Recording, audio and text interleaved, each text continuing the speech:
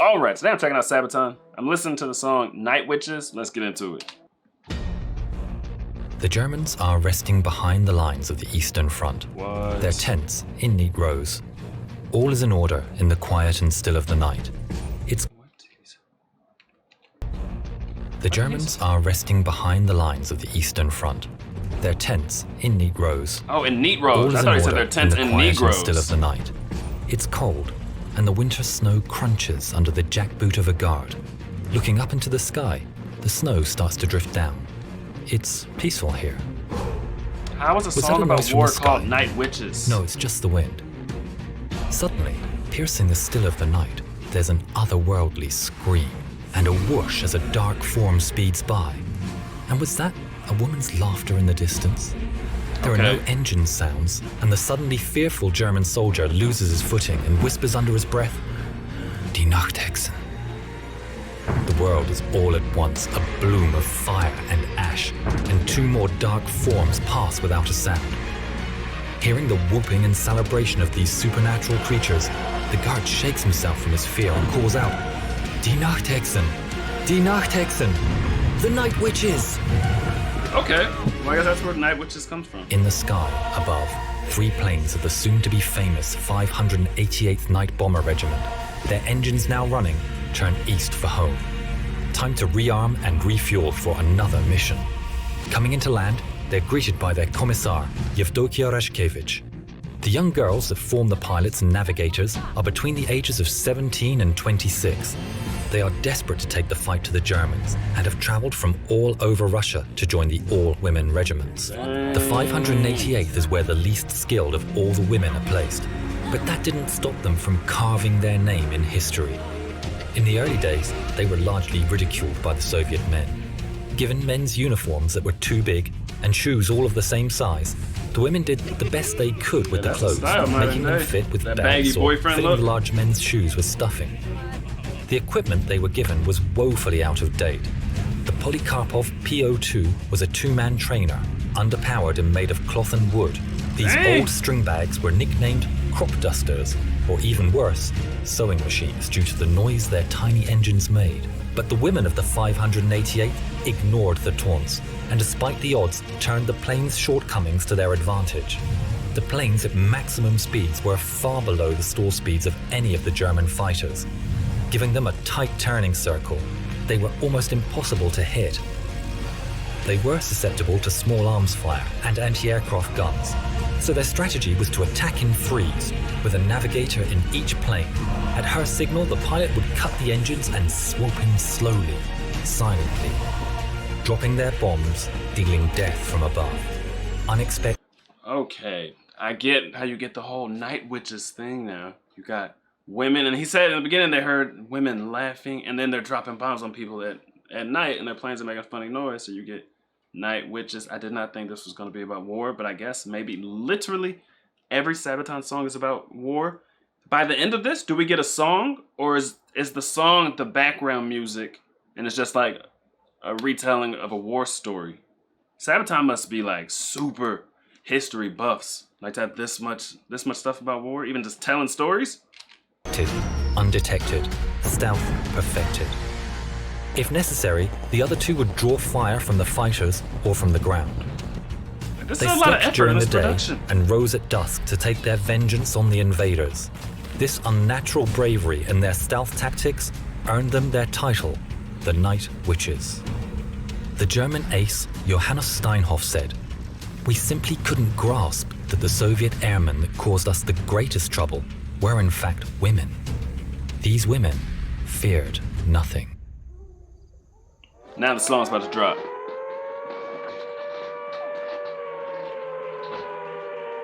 And I guess I already know what the lyrics are about now, so I don't have to focus on that.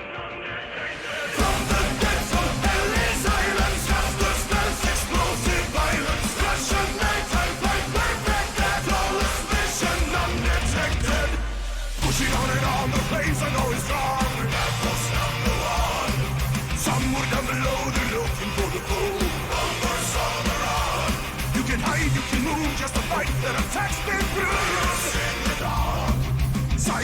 the night, the witches on the fight. Never miss the mark. Canvas, wings of death, prepare to meet your fate. Night Bomber Regiment 588. Undetected, unexpected, wings of glory, tell the story.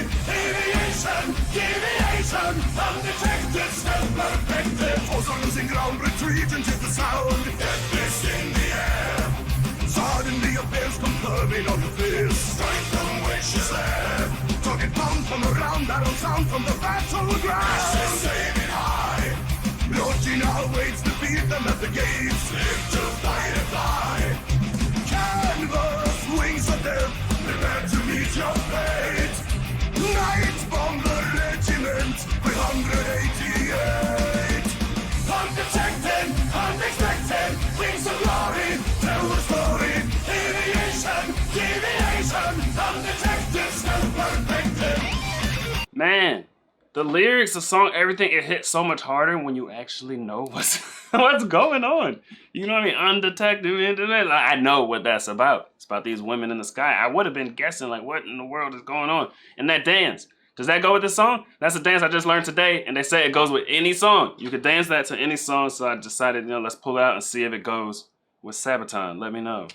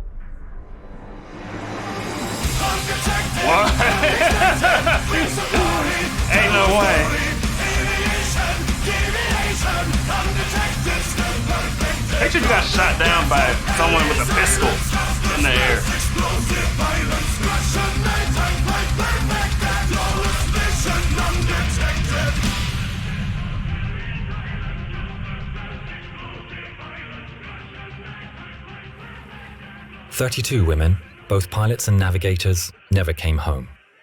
The 588th became highly decorated and respected, flying more than 23,000 sorties, dropping over 3,000 tons of bombs.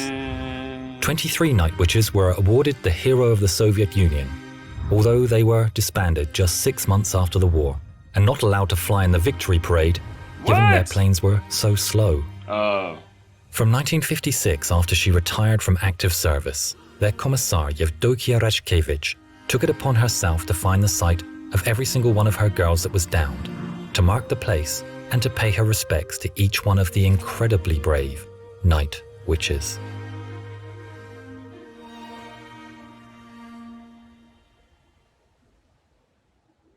What am I even feeling right now? You have like a heartwarming story about death and destruction. It's like, oh, that's so nice. She went back and paid respects to everyone, and 32 of them never came home, but the other ones dropped 3,000 tons of bombs, blowing up all kind of people and stuff. I don't know. And then you have the song too. You have the song. Oh my God, it's just so much. But I like how they did that story, man. It just really helps you process the song all in one go versus, okay, should I listen to the music or should I listen to the lyrics? What should I be focusing on? That's usually how I feel with Sabaton. Like, I kind of want to focus on lyrics because they're telling legitimate war stories. I like war stories. It's interesting. I like history. But then you also want to listen to the music and you're just torn. I feel like this time I could listen to both because I already knew what the lyrics were about, so you don't have to focus. Just listen lightly and still take in the music. I don't know. Tell me, man, what do you know? What do you know? Me and my boys on the road. We to go. She told me, boy, you to go. Like, I don't know. But I don't know.